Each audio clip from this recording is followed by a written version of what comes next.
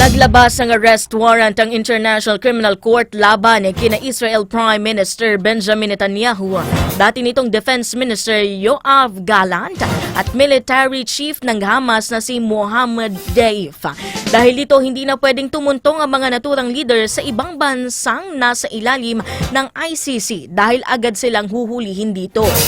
Paliwanag ng ICC dahil ito sa crimes against humanity at war crimes simula nang pumutok ang gyera doon. Matatandang tinanggal ni Netanyahu si Gallant sa kanyang kabinete habang sinabi ng Israel na patay na si Deif ngunit hindi pa ito kinukumpirma ng grupong Hamas. Newsline, Lunes hanggang Biyernes, alas 8:30 sa Light TV Radio. Newsline.